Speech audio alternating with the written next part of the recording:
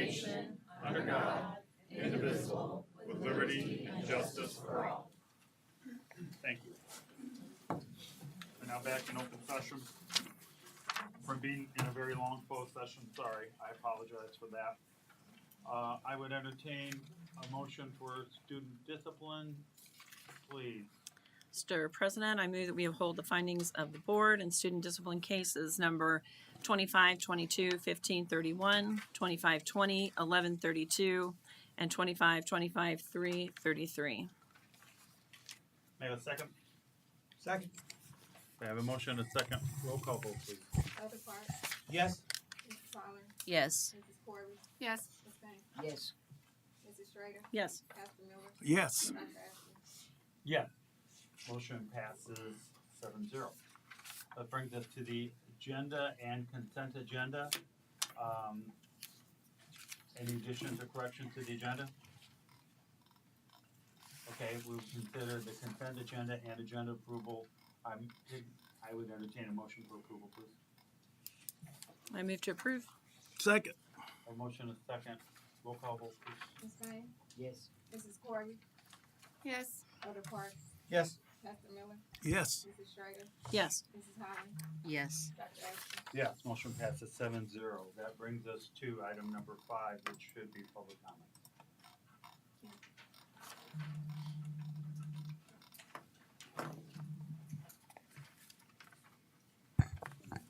Good evening, board, Mr. Hart, and our large audience tonight. My name is Kimberly Papps, and I'm the Director of Human Resources. And we're going to start this meeting off with some great news by recognizing some of our very hard workers here within the district that were nominated by their building principal or principals for the award of Golden Ruler. So if you are here tonight and you are a recipient of the Golden Ruler, please come forward so we can recognize you.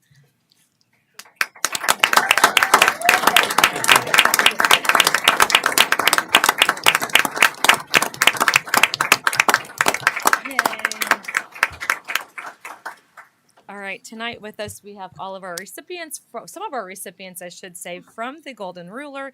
We will start with Lisa Polinsky, Mark Denman Elementary School.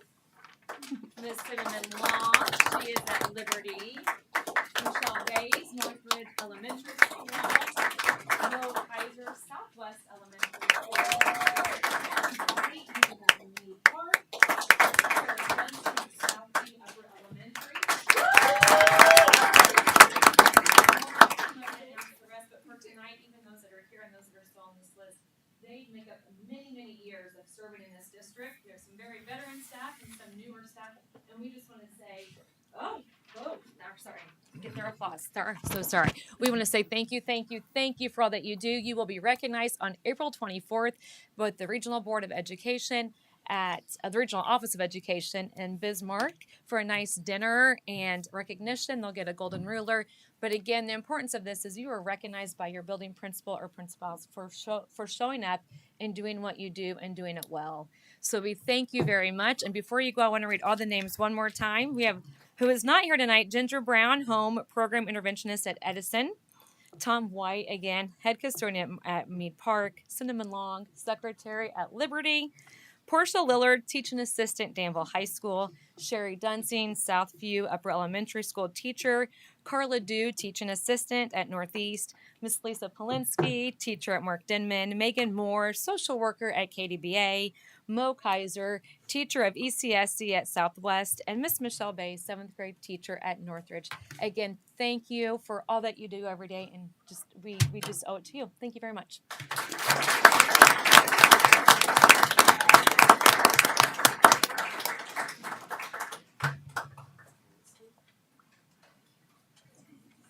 Good evening, board.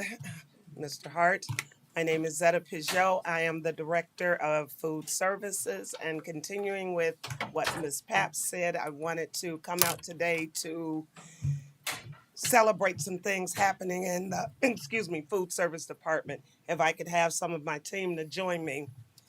Miss Karen, Miss Robin, Miss Lori, Miss Janelle, Miss Linda.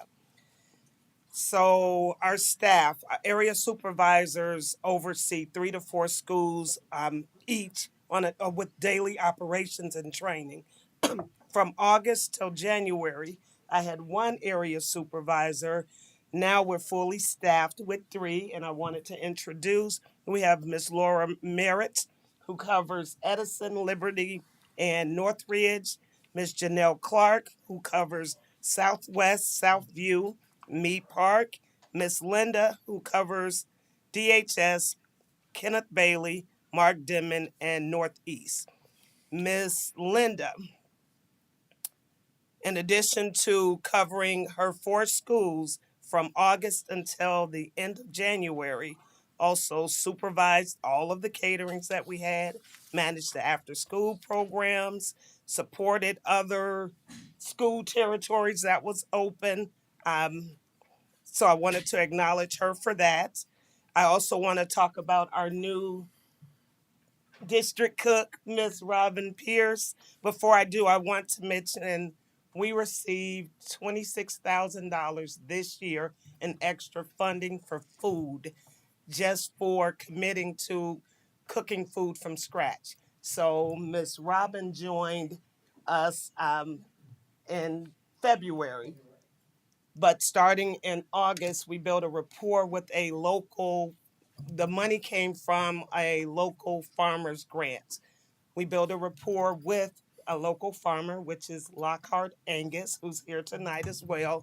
From them, we have purchased beef bites, beef fajita meat, and I could say thousands of pounds of ground beef easily.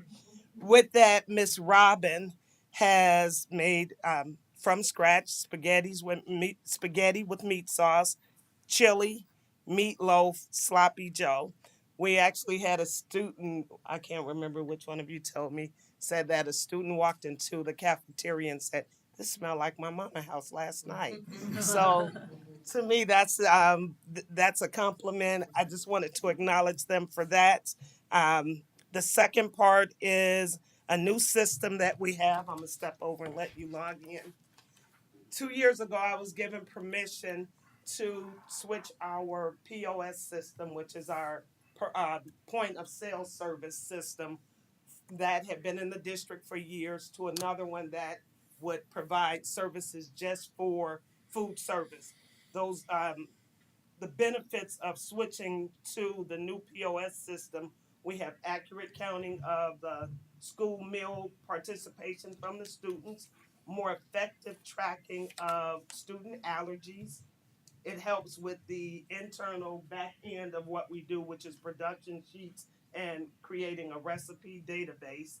The 2 things I'm most excited about with this new system is there's an inventory aspect of it, where now everything that comes into the district as far as food for food service, we know when it comes in, which school it arrived, and if we're moving food around, it also tracks that movement of the food. So we have more accurate data, and it helps to reduce cost as well, because we're not over purchasing food anymore. So that was the first one. The second one is menus, and I'm going to have Miss Karen Costigan to speak on that. Hello, everyone. The interactive menu is a really great tool, and it's very easy for staff, parents to get on. You just go to the regular Danville District 118 website, and you go to the quick links. It's very sensitive. And go to menus. And then as you scroll down, you see our regular menus that we've had on, the breakfast and lunch for K through 8, 9 through 12 in English and Spanish, which we continue to post for the families. But above here, you click and you can go to the interactive link as it's thinking, and here's the menu. Now the first thing you'll see is over on the right you have schools to choose from, so that way you can choose to see what's going on at your school. And besides choosing the school, you have your date range over here. You can click and look at the breakfast menu, another click and you're at lunch. Over here, the menu plan, some schools like Southwest that I chose has more than one menu plan. We have pre-K and also K through 8, so you can pick either one of those you need to look at. And the next thing is the calendar. You can look at it weekly, which shows you a version here of just the week that we're in now, the current information, short and sweet. But we also have the monthly version. So you can scroll down and see everything we're doing for the whole entire month at a glance. So, and it's interactive. So if there's any changes made, you know, like we had days out of school or anything, as soon as we change it, it's changed on here. So that way you know whether your kid's getting pizza or chicken strips. Now, another fun thing about this is the information it can give you. If you look at the entree here, sweet and sour chicken, you can click on any of them and it will give you nutrition information. It gives you your allergens and your ingredients down at the bottom. So there's lots of information, and you go through your entrees, grain, vegetable, fruit, everything that's offered in any of those items, you can click on and get information. Thank you. Thanks. Okay, there's just one last thing I wanted to do. So this project here, setting this system up, Karen had to train about 40 hours just to learn it herself. I was training, but I probably did about 25. She did 40 hours of training. After learning it herself, she then took the training to the staff. She trained the kitchen managers, area supervisors, cashiers, servers, how to use the system as well. And then she continues to train them on a regular basis while doing her regular jobs as well. I wanted to bring that up as well as to talk about the efforts of Miss Linda, which I mentioned, her stepping in and, can I have that, Miss Ray? Yes. Stepping in and helping me to cover the entire district with a smile every single time, doing whatever it is that I needed. Miss Karen, with her countless hours of setting this program up. She was truly the project manager.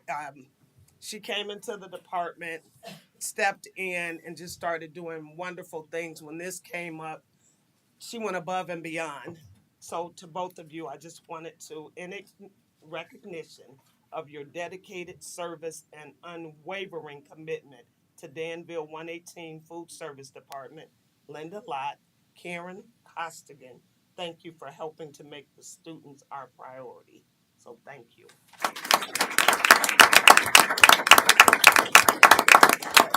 Yes, thank you. Kimberly.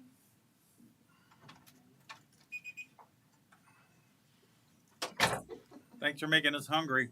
That's really neat. That was stupid. Just hit me. Hello, board members and Mr. Hart. My name's Kimberly Uhas, and I'm a 5th and 6th grade physical education teacher at Southview Upper Elementary. I just wanted to take this time to give appreciation to the Danville Public Foundation and their donors for their generosity in approving my grant proposal for the bowling unit that we are going to be adding, which will enhance our curriculum. This equipment order comes with 8 carpeted lanes, 80 bowling pins, 8 bowling balls, and it also comes with scorecards. This is a cross-curricular activity in which students will have to keep score and they will have to use mathematics. This is also a great social experience. So one thing I wrote in the grant proposal is any District 118 break we have, any given weekend, you'll not only see our Southview Upper Elementary students bowling with their family members, but you'll also see District 118 students and family members also partaking in bowling. This is something that students can also enjoy outside of school, a lifelong experience. And also, they might be able to join the Danville High School bowling team, which I think is pretty awesome. Thank you, Bob Richards and Stephanie Yates, for helping communicate throughout this process, as this is my first grant proposal I've ever written. And thank you to Aubrey Orr. She is also a 5th and 6th grade Southview Upper Elementary physical education teacher. She has 21 years of experience, 4 within Southview Upper Elementary. With her guidance and support, I was able to successfully write this first grant proposal. So again, thank you to the Danville Public Foundation. Thank you to the donors. And thank you to the board members and Mr. Hart for your time. Thank you.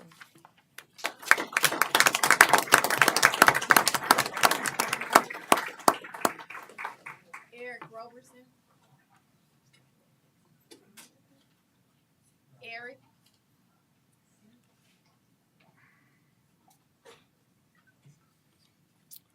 Hello, I'm Eric Robinson with Robinson Transport.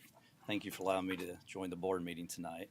I'm here to express concern in hoping that I could persuade you board members to give a second look at the transportation contract. That's what I'm here for, just being transparent as possible.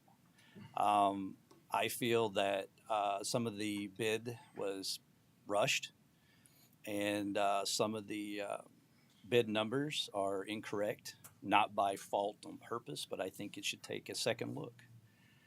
There's a lot of missing pieces and a lot of rushed things that I think a $30 million contract should probably take a little bit closer look at. Financially, just responsibly, I think it should. I understand that you guys have a local vendor that's been with you for a very long time, and that's respectful, and I have the same thing in a lot of districts that we take care of. But also I know it's getting harder for school districts, and the money that we're possibly could save the district because we were a lower bidder is a lot. And I think a district should look at that nowadays a little closer. Obviously, I understand that being loyal is one thing, but when you have a lot of difference, it should be looked at closely. I wanted to try to just review some of that stuff with the time I have to make sure everyone's on the same page. I've been sending some emails, which I'm very, very sorry to do, but I like to put a face to myself and understand that I definitely don't want to be seen as coming off hostile. I just want to be coming off with informative. Okay.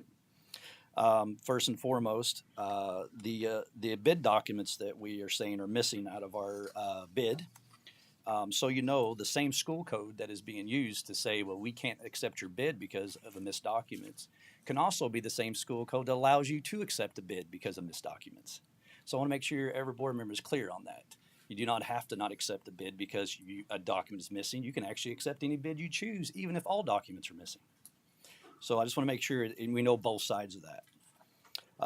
The big documents that are saying being missing, I think interpretation of the bid introduction and reference sheets would explain that. Every question that is saying is missed was touched on and answered.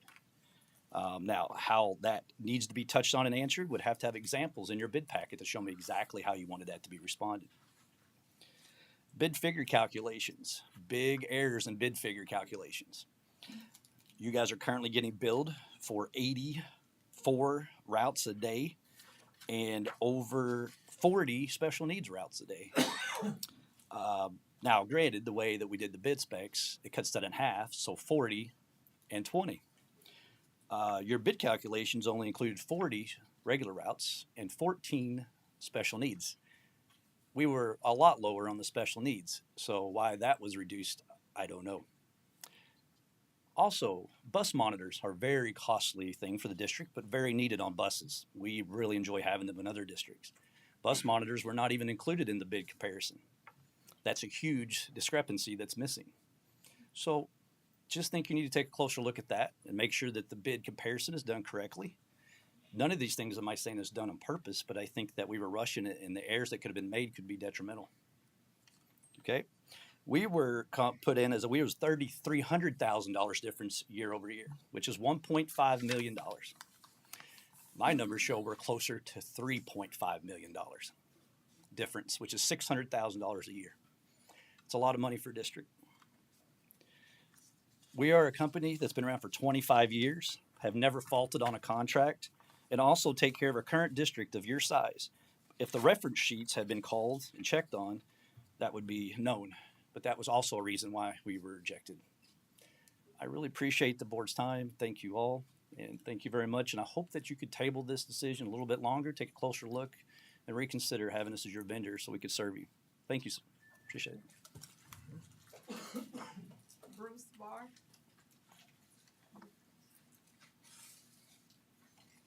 Good evening. Good evening. Big crowd.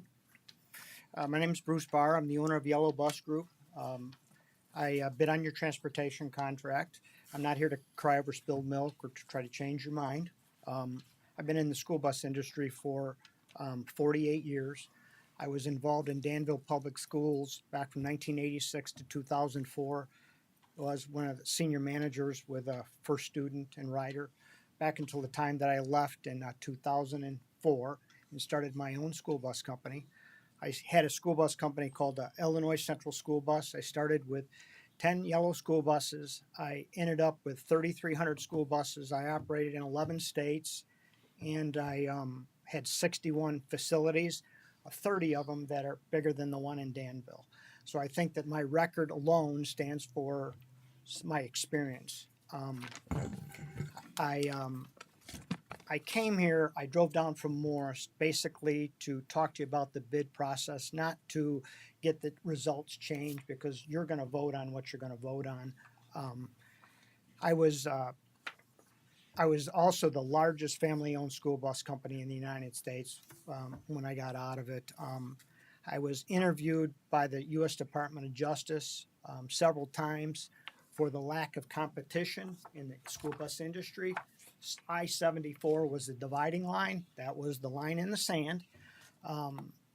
It was back when Laidlaw bought First Student, and everything south of I-74 belonged to Laidlaw. Anything north belonged to Ryder. That's just facts of the story. I want to say that the bid process that you at Danville, like I said, I've probably put thousands of bids together in my career. The lack of transparency and the lack of timing affects bidders. You put a bid together, you put this on the internet, and you put it available on 3/5. You wanted the bids turned in on 3/14. We received an addendum at 10 o'clock at night on Thursday, the day before the bid was due. I had already dropped my bid off. That's going to change the result of me not having an audited financial statement, but your process, something's wrong with the process. I'm just telling you from experience. To have a $30 or $40 million contract to be able to be voted on and put together in a period of 8 days, and that's probably why some of the reasons you don't have competitive bids. Illinois Central, which I own, they didn't bid on it. They bid on it before that. They didn't bid on it again because of the process. And I will close, and I'll sit down and shut up. Rantoul Schools, 136, was bid last week. First Student, which is here, that's their contract. They had 5 bidders bid, and the school bus industry has changed where the mom and pops of like the Robinsons in the world are gone. They're not here anymore. They're all owned by equity groups. They're all owned by Wall Street companies. But I'm going to go back to Rantoul. Rantoul is a very similar district. It's not as big as Danville. They were bid last week by First Group. First Student took the rates down and raised the rates 3% a year for up to 5-year contract. So they had an increase of 12% total. Took the rates down, increased it 3% for year 2, 3, and 4, and 5. So you got 12% over 5 years. Your contract, your $30 million contract, First Group raised the rates 10%, 7%, and 4 and 4 and 4, 29 to 30%. There has to be somebody in this process that thinks that there might be something wrong with the bid process. District down the street gets 12 and we get 30.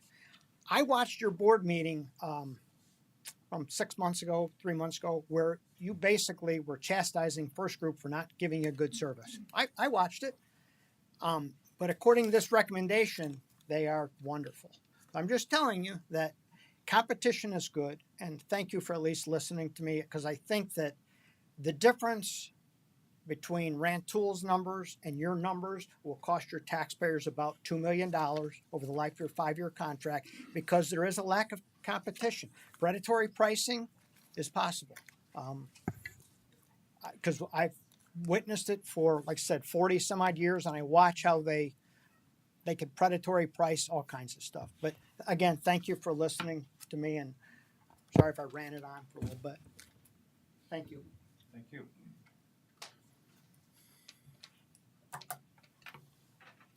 Patty Walters.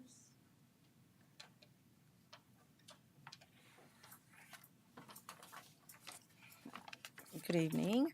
My name is Patty. I am a former student. I went all through school here, as did my husband and two of our children. And I am here to speak to the potential that there may be a settlement voted on this evening for the former superintendent. I'm going to read a little bit because that's easier for me to kind of keep the emotion in check. But I think that the board in February, I don't know how many of you were here, there were a lot of people that spoke up and were incredibly passionate and unfortunately didn't influence any change in that moment in terms of the votes. And I don't know if it's too late for that, but I think the expectation is that the board acts on behalf of students, families, staff, and taxpayers. It is not time to vote on a settlement yet. There are still too many questions. So we've heard things like leave no stone unturned. Just because you can doesn't mean you should. And I'm asking for a motion to table. I want that to be something that you ask for tonight.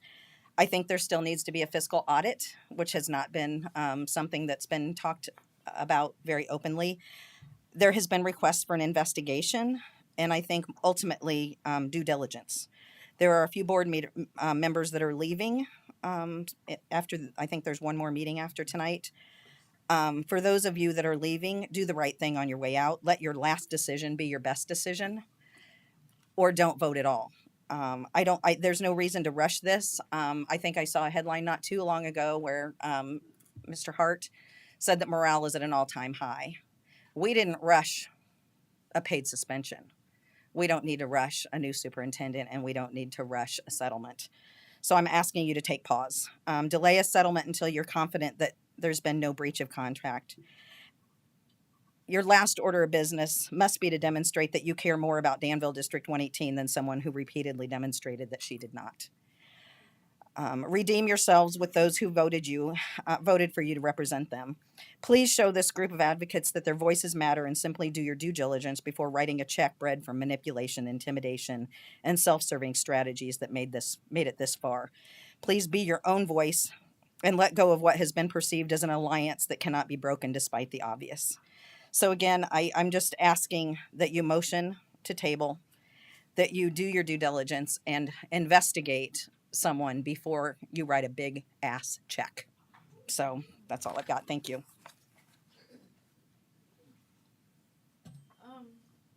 Amy McCarthy.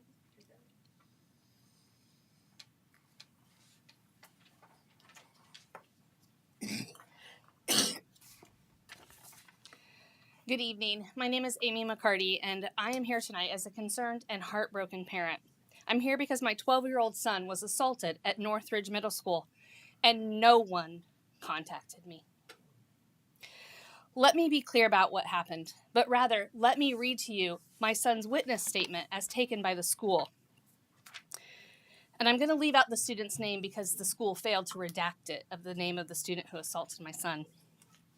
At the beginning of first hour, the student was whipping someone with a charger, and then he came and whipped me. I after walked out to get water, and he came up behind me, and he tried to strangle me. I asked him to stop so it doesn't look like a fight, and I held on to the charger as I walked back to the classroom.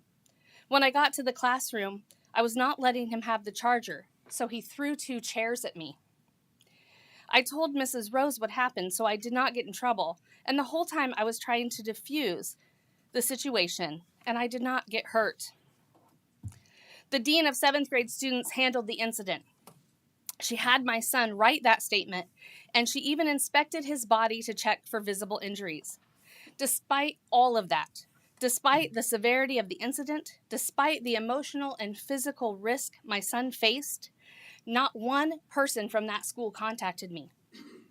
In fact, when I finally heard about it, A week later, it was in passing from a teacher at the school who thought I already knew. I thought the school would have called you, she said. And when I reached out to ask the principal what had happened, he had no idea what I was talking about. The dean told me she hadn't contacted me because my son said he was fine. Let me be very clear. My 12-year-old child does not carry the responsibility of deciding whether I, his parent, should be informed after he's been attacked. This is not his job. That is your job. As educators and administrators and caretakers of our children during the hours they are in your care. It's your legal duty, it's your moral duty, and it's your human duty. By not calling me, you took away my ability to care for and support my child. You decided I didn't need to know that my son had been strangled and had had chairs thrown at him. In the state of Illinois, strangulation is classified as aggravated battery and a Class C felony and can carry a penalty of 2 to 5 years in prison for an adult. But no one called to tell me that my son was assaulted in this way. The student, I was told, was disciplined. But you decided that my son's voice was enough to override your responsibility. And that decision is not only unacceptable, but also dangerous. I want to know how something this serious could be minimized. I want to know why your protocols, if they exist, failed. I want to know what steps are being taken to ensure this does not happen again. Because make no mistake, this is not just about one incident. This is about a system that let my son down, that chose silence over safety, that placed paperwork and assumptions over parental partnership and student well-being. So tonight, I'm calling for immediate review and reform of your incident response and parent communication policies. I'm asking for clear guidelines that require parent contact when any physical assault occurs. I'm asking for accountability for those who failed to follow through, and I'm asking for your commitment, board, right here, right now, that no child or parent will be in the dark as we were. It's no secret that Northridge is a dangerous school. Multiple teachers and employees of the district cautioned us not to send our son to the school for fear of his safety. If the incidents of this past week are any indication, and they are, the school needs not only a reform of disciplinary policies and procedures, but it needs more student resource officers and more hall monitors in the school every day, not just when 20 students from rival gangs fight in the halls or when a frustrated student threatens the school. I FOIA'd information from the Danville Police Department for police calls, incidents, and responses to Northridge for the last 2.5 school years. I was sent 17 pages of police calls. Every one of these responses to the school compromises our student safety. Calls include juvenile problems, harassment, threats, civil disturbance, battery, multiple fights, sexual assault, drug activity, a suspicious person with a weapon, psychological behavior or suicidal tendencies, an armed person, and the list goes on. I have a lot more that you need to hear, and if you would welcome, I would share it with you after the meeting. Casket,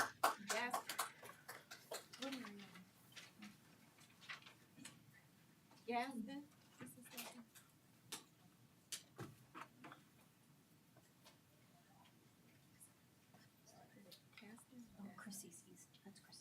Chris Easton. Sorry.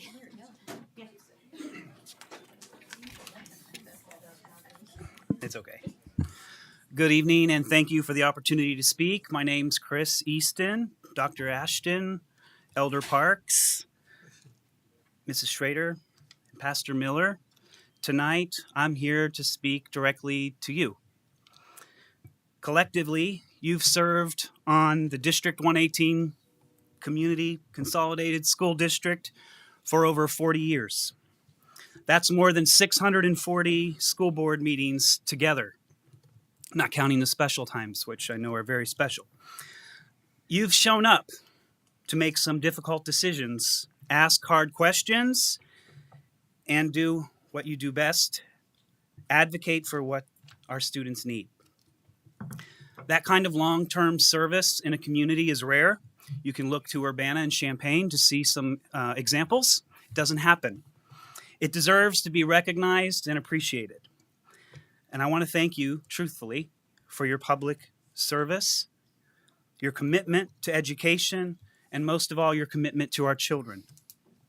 I know that the mission of District 118 is close to your hearts. You know the mission, though I'm surprised it's not put on the wall in here, to ensure each student reaches their full potential. I believe you've worked faithfully toward that goal, and I mean it when I say it. I have personally never doubted your motives or your resolve to make a real difference in the lives of our children and their families and our staff. And that's why I'm here tonight, to ask you to continue that legacy of careful, community-centered leadership. On tonight's agenda is a motion to consider a settlement agreement with Dr. Alicia Geddes. I understand this is a significant and sensitive issue. I do not pretend that it's easy, but I do believe it's important for you to know that timing matters. In just a few short weeks, a new board elected by our community will be seated where you sit or close by you, in Pastor Miller's case. This new board will be new organization will come, and it will guide the district in the next chapter, a better chapter. I believe, and thousands of people who live in this town also believe, that this newly elected board should have the opportunity to be a part of this decision. I'm here to remind you what you already know. You are under no immediate pressure to act tonight. None. Voting to table this motion is not a vote against resolution. It's not a vote for delay, for delay's sake. It's not punting. It's a vote to let the people who were just chosen by the voters have a voice in shaping this decision. Voting to table the motion tonight is a vote to pause, reflect, and ensure transparency in this process. It's also a vote to protect your legacy, and I know that it matters to you because you would not serve for 640 board meetings for nothing. More than 40 years of service, I believe in my heart that you want to leave this district in the strongest possible position, not just administratively, but relationally, and hear me, ethically.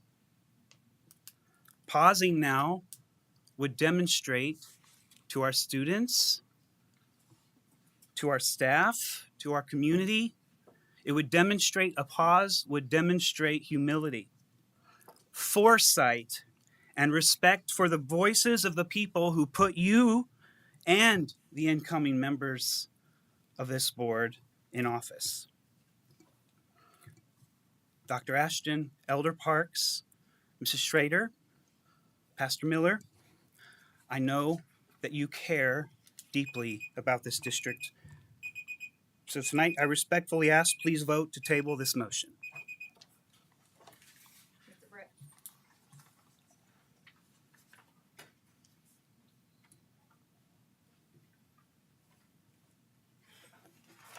Good evening, board. Mr. Hart, Jacob Bretz, Stanley High School principal, here to share some brief updates on some changes to graduation. Graduation will still be held as planned Saturday, May 24th. The location is changed to the Palmer Arena. The time is changed to 10 a.m. To give you a quick rationale for this decision, at our last graduation planning meeting, we realized that, and this is a good thing, but bringing the homestands up to ADA compliance, reduced seating capacity. In experimenting with different stage placements on the field, we realized that it would result in really a poor viewing experience for the majority of the audience. And so if we wanted to have graduation on the football field as we've always had, we would have to reduce families' tickets from 8 to 5. So we made the choice to move to the Palmer Arena, and we made the choice to change it to 10 a.m. Simply because the reason it was at 11 in the first place was because the homestands face east, and we wanted the sun to be high enough in the sky so people weren't staring into the sun for the children's graduation. So we will get formal communication out to you in my weekly communications this Sunday. But quick in recap, graduation is Saturday, May 24th, Palmer Arena, 10 a.m. Weather will not be an issue. We have air conditioning. Lock it in.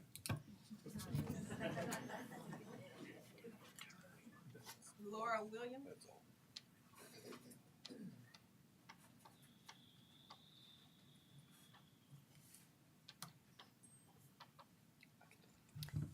Good evening, Board.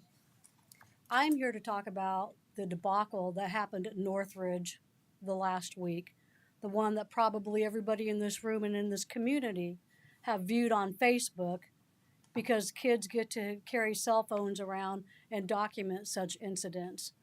I'm appalled at the behavior of the students.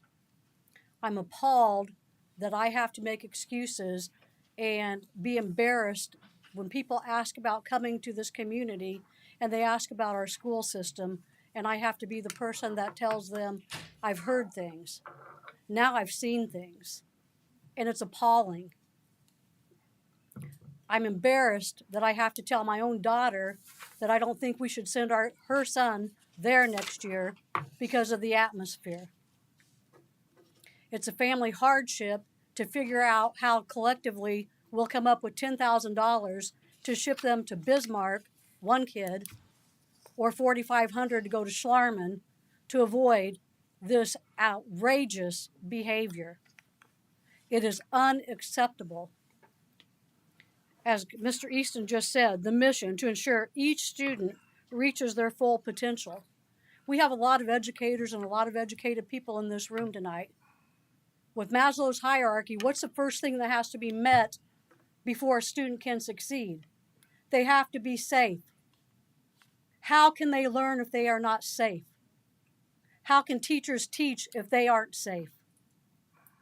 We have to do something better. I don't know if that's restructuring. I'm not sure what the answer is. You've been chosen to lead this community, and Northridge has to change. There's no ifs, ands, or buts. It's outrageous. How can we expect students to learn?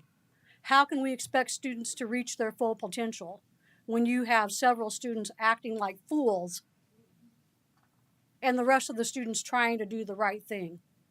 I never thought I'd see the day when my grandson and his entire group of sixth grade kids that he hangs around with are all talking about how afraid they are to go to Northridge.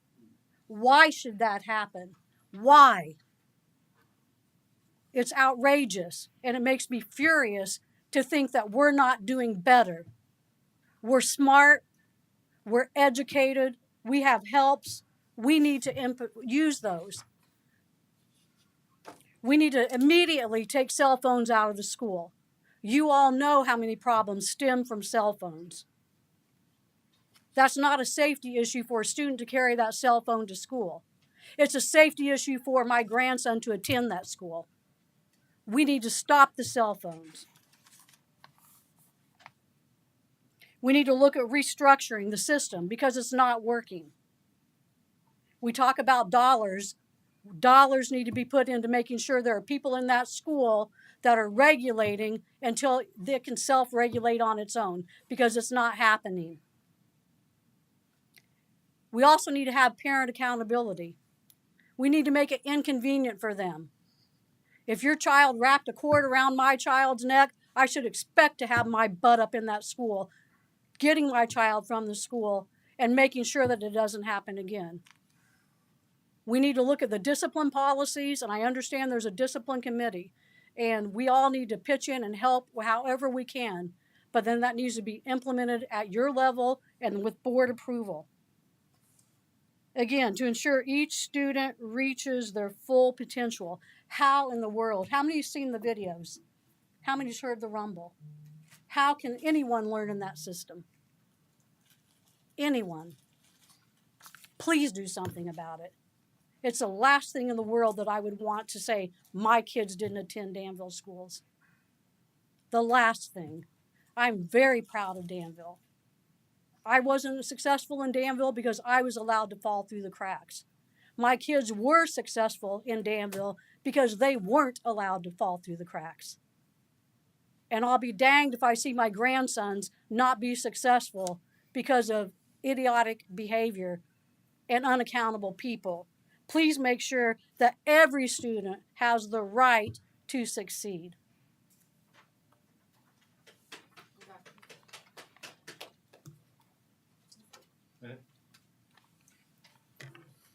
Thank you. Well.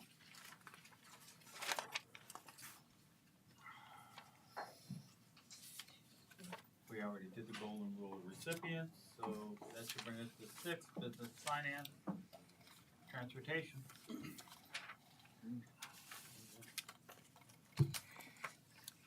Good evening, board. Mr. Hart, D118 family. I am Narcissus Rankin, Director of Business and Finance. And this evening I have a recommendation for a transportation bid. Hear me? Yeah? Okay. The current transportation contract is ending this school year. The district solicited competitive bids for student transportation services beginning with the FY26 school year through the FY30 school year. The bid opening took place on March 17th, 2025. We received bids from 3 vendors. First Student, Robinson Transport, Inc., and Yellow Bus Group of America. Per Section 1020.21 of the School Code, student transportation contracts must be awarded by first considering the bidder or bidders most able to provide safety and comfort for pupils, stability of service, the factors required in the bid documents, and then price. After careful review of the bid submissions, we determined that the bids submitted by Robinson Transport, Inc. and Yellow Bus Group of America are not responsible. Robinson Transport failed to provide a description of its present operations and a list of outstanding transportation contracts. And as a result, we have concerns about Robinson Transport's ability to provide a stable service to the district. Yellow Bus Group was recently formed and therefore was not able to provide the required audited financial report. As a result, the bid is not responsive and does not demonstrate that it can provide stable service for the district. First Student provided a complete and thorough bid.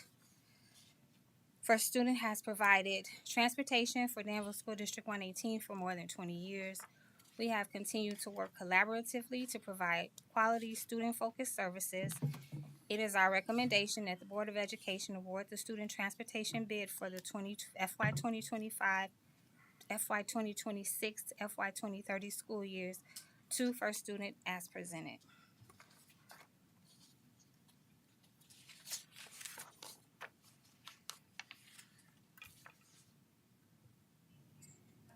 No, board, what do you say? You have a recommendation in front of you. Do you have a motion if you want to approve this? I'd like to move to postpone until our next board meeting because I'm concerned about the 12% Rantoul got and ours is going to be a 29%. Sorry. Yeah, if you're going to make the motion, Sorry, do you make a motion to do that? I do. Okay, and then we'll have the discussion. I'll let you discuss right then. Okay, but first we have to, it's parliamentary procedure, that we have to go through the motions here. We have to entertain the motion to postpone. I would need a second for that if someone wants to do that. Second. Okay, I have a second. Motion and a second. Discussion. I am concerned about the rate increase. Is that true about Rantoul getting a 12%?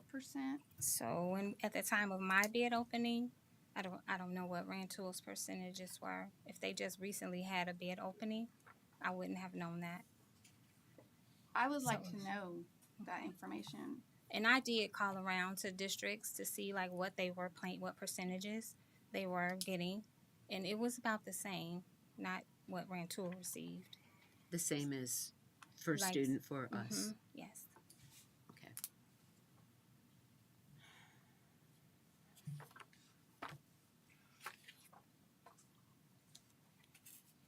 Yeah. Any other questions, or if not, then I'll ask one. Are these numbers negotiable? I see it, the numbers, and they brought up the increases, and they're sitting right over there. You can't answer, so. But with like first student, are we able to negotiate with them? We have a bid, but are you able to negotiate after that, or do you just be able to accept that bid? You could accept the bid as is, and as the years progress, you could negotiate. You can renegotiate. And But Mr. you'd have Hart to- and I worked with legal counsel during this whole bid process. Could you say that again? I didn't hear you. We worked with legal counsel during the whole bid process. She said. We worked with legal counsel through the whole process. Oh, okay. Okay. All right, well, the motion in front of you is to postpone or table to the next meeting. Would that be, to the author of the, Yes, I'm concerned about, as they said, about just the timelines. I'm concerned about how we handled the bid packets, I guess. I just need to know when you want to Yes. postpone to. Yes, Okay, 23rd, to the next meeting. yes. Okay, Could I- otherwise you could postpone it indefinitely. So I'm looking for, I'm just trying to be specific, that's all. Can I ask a question? Yeah. If let's say the board said they did not want to accept this, like they said you wanted to negotiate, or does that mean that we would have to completely turn it down and reopen the bids? How does that work? So the negotiating part, the way I understand it from speaking with legal counsel, is that we would have to accept it, like Mr. Hart said, and then later on discuss negotiating a different percentage. Or decline it and then start over? Right. Is that, okay. Those are the two options. Okay. Okay. Any other questions? So you know what we're voting on. The motion that we're going to vote on is to table this to the next meeting. Okay? Not an up and down. This is not to approve the motion or disapprove of that bid. It is to table to the next meeting. Okay? Any further questions? Seeing none? Roll call vote, please. Mrs. Corley, Yes. Mrs. Schrader, Yes. Elder Parks, Yes. Pastor Miller, No. Mrs. Holler, Yes. Ms. Payne, Yes. Dr. Ashton. Yes, motion passes 6-1. Okay, so we be postponed to the next meeting. Okay. Okay, thank you. We can work on that. Or answer, if you have any questions, bring them to the proper authorities. All right, let me see if my thing will let me go back.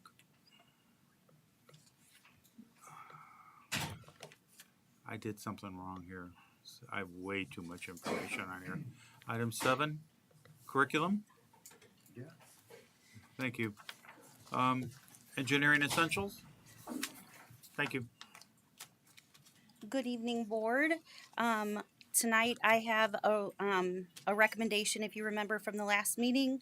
Mr. Bretz and I brought up a course for you called Engineering Essentials, and it is a course that we'd like to offer for our freshmen to really bolster up our introduction to the Project Lead the Way offerings that we have at the high school. And so we'd like your recommendation, approval on the recommendation tonight. Move to approve. Second. A motion and a second. Roll call vote, please. Oh, hold on. I'm sorry. Any questions or comments? Roll call vote, please. I'm sorry. Mrs. Schrader, Yes. Elder Parks, Yes. Ms. Payne, Yes. Mrs. Holler, Yes. Pastor Miller, Yes. Mrs. Corley, Yes. Dr. Ashton. Yes, motion passes 7-0. 7B. So I have another recommendation for you tonight, and this one has a lot of pieces to it. So I'm going to summarize it as succinctly as I can. I have a recommendation for some materials. We piloted for 5 through 8 some science materials, and it didn't go well. It wasn't a good fit for a lot of our students, and so what we would like to do is continue working with our iQuest materials for the majority of our science students, and bring in an expert to really work with our teachers on developing with some science curriculum with some open source. The expert that we would use is somebody that we worked with before and we were very successful with. Our high school science teachers absolutely revere her, and she did a great job with those when she worked with the high school science teachers. Northeast did really like the science materials, and they would like to use those.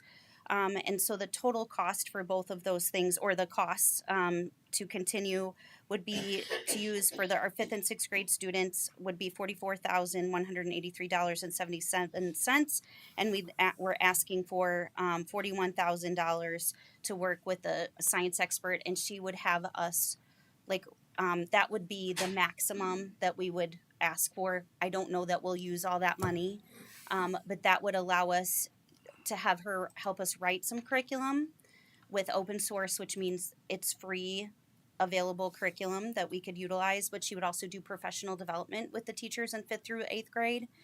And then we would have a set curriculum that we would bring to you after that, and we would continue to use iQuest until we had that ready to go.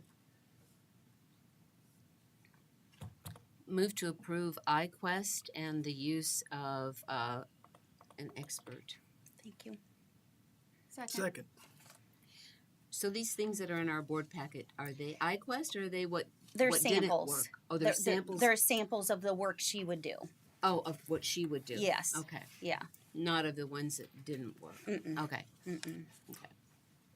Who's the expert? Dr. Carol Baker. She actually wrote a lot of the NGSS standards and also wrote the assessments, helped write the assessments for the state. She's renowned, and she makes everything very easy to understand, and then when you're working with how it works in the classroom, she makes it engaging for the students, engaging for the teachers. We really enjoy working with her, and so this is what she does now. She's retired from the classroom, and this is what she does as her job through the ROE, the Regional Office of Education, through the state.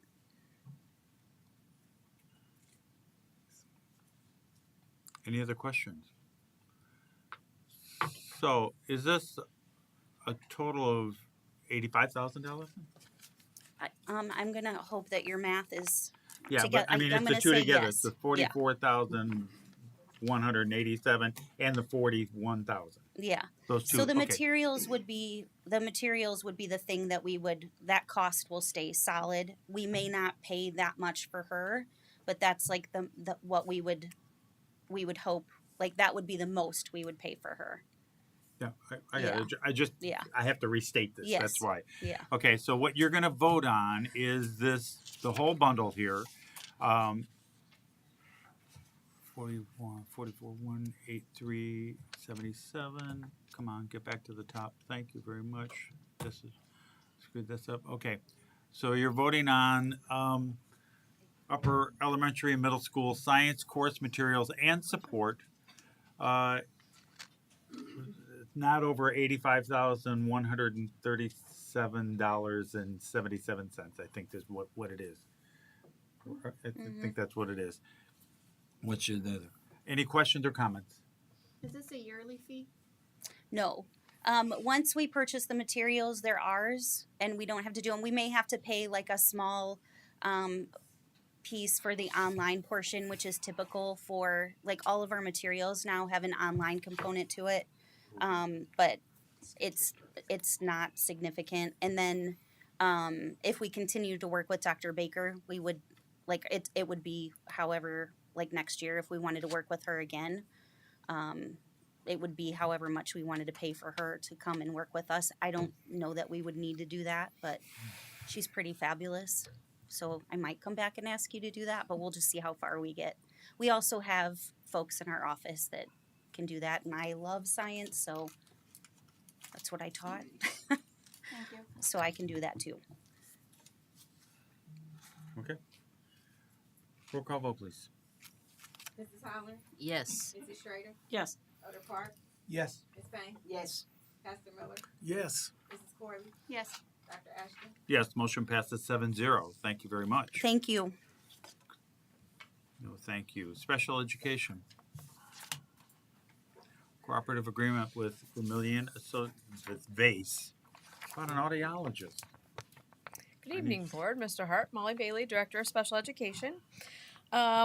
Each year, we enter into an agreement with VACE for audiology services, which includes both help with our equipment and also services for students who qualify for special education 504s through a hearing impairment, or sometimes they don't. If they fail a hearing test, we sometimes just refer them to VACE for a hearing test, which is at no cost to our families. This year, VACE wasn't able to hire a full-time audiologist, so they've contracted for $100 an hour. Our portion of that is approximately $22,000. So I'm asking for approval to pay the cost of the cooperative agreement for this whole school year for approximately $22,000 to be paid from the IDEA grant. Move to approve. Second. Thank you. You have a motion and a second. Audiologist, the area of $22,100 per hour. Any questions or comments? See none. Roll call vote, please. Pastor Miller, Yes. Mrs. Schrader, Yes. Ms. Payne, Yes. Mrs. Corley, Yes. Mrs. Holler, Yes. Elder Park, Yes. Dr. Ashton. Yes, motion passes 7-0. Thank you. Okay. B. This is another contract. This would be with Mr. Jimmy Casas and Associates. His team has been working with us this school year already a little bit, working on building positive school climate and culture within our staff and students, which ultimately will lead to better outcomes for our students. Mr. Casas was our keynote. I'm still hearing people talk about him. They reference him here to you, and everyone seemed to love him. He's also been bringing Miss Joy Kelly. We also had her at our October professional development day, and her room was packed, so we had to bring in extra chairs. So they are likable, and their message is timely and appropriate. So what we're asking is to continue this through mid next year, and then maybe we'll come back again, if we like what we're getting. Ms. Joy Kelly would work with 4 building principals in their buildings, Southview, Southwest, Edison, and Mead Park, and doing that mostly. She'll come and she'll be in the building, so she'll get a good feel for what it's like and do some coaching sessions with the principals, and then some professional development. And then Mr. Jimmy Casas will do some on-site coaching with the central office and also some Zoom sessions with us as well. Also included is a culture assessment of those 4 buildings. They're extremely responsive. If you text them, they are right back with you, so that's all included at no cost to us. So I recommend your approval of this contract and services listed above at a total cost to the district of $62,000, which will be paid out of Title II. Move to approve. Second. I have a motion and a second. Any questions or comments? Okay, if not, voting on J. Cassis and Associates, $62,000 for services. Roll call vote, please. Ms. Payne, Yes. Mrs. Corley, Yes. Elder Park, Yes. Pastor Miller, Yes. Mrs. Schrader, Yes. Mrs. Holler, Yes. Dr. Ashton. Yes, motion passes 7-0. Thank you. No, thank you very much. Item 9, school supplies for K through 12. Good evening, Mr. Hart and Board of Education. I'm Kelly Truex, Director of Education Support Services. I'm always happy to come up at this time of year to recommend your approval that we provide all kindergarten through 8th grade students backpacks with school supplies, including but not limited to crayons, pencils, erasers, notebooks, binders, markers, tissues, Ziploc bags, scissors, glue, dry erase markers, and other various items. The list came from each building, gave us the school supply list, each grade. So they are customized to the building and the grade level. Supplies being purchased are designed to last the entire school year. Danville High School has requested that we go with the clear backpacks. We had a large abundance of school supplies left for Danville High School from past purchases. So they are going to utilize those school supplies for the next year, but we can always purchase more if we need to. Building supply lists were provided to Educats, which is a school supply kit building company. We've used them for a few years now. They will be shipped to buildings and ready for students on the first day of the 25-26 school year. The total cost is $174,765 for 3,558 kits, and the average price of the kit is $49, and we'll be using Title I funds for this. I feel like this is a good use of our Title I funds. Thank you. What do you say, board? So moved. Second. I have a motion and second for school supplies backpacks for the fee of $174,765. Any questions or comments? Good job. Last year, right before school started, I was at one of the big box stores, and there was a parent. She had 4 kids, and you could tell that she was struggling financially, and she was looking at the school supplies. And I told her, I said, I don't mean to be nosy or intrude, but District 118 is providing school supplies for all the students from K to 12. If you could have seen the look of relief on that mother's face, you just wouldn't believe it. I think it's an excellent idea. It's the first year, this past year is when we did K through 12, and I will say I've had no requests for school supplies this year. So I think that what we purchased really worked. I haven't had a lot of, the principals haven't asked me for school supplies. It's already April. Maybe a few things have come in. So they've been very sufficient, and they dropped their prices for us this year. Any other questions or comments? If not, voting on school supplies, $174,765. Roll call vote, please. Elder Park, Yes. Mrs. Howard, Yes. Mrs. Horton, Yes. Ms. Payne, Yes. Mrs. Schrader, Yes. Pastor Miller, Yes. Dr. Ashton. Yes. Motion passes 7-0. Thank you very much. Thank you so much. Thank you. Technology. Summer refresh. Summertime. Good evening, board. Mr. Hart, Annette Hummel, Director of Technology. This time of year, doing summer refresh again. So we are looking at replacing our Chromebooks, about 800 Chromebooks this year. We're going to focus on Northridge with the 14-inch, going with the larger since they're like our high school. They're on their devices a lot more than the rest of the students. We're also going to replace 175 laptops and 144 desktops for staff and teachers. So the total cost is going to be $847,000, $553.53. That's total with lease and warranty. Title will pay $644,595.84, which leaves $202,957.69 of local funds out of our budget, which I have already accounted for. Move to approve. Second. Any questions or comments? Yes, is this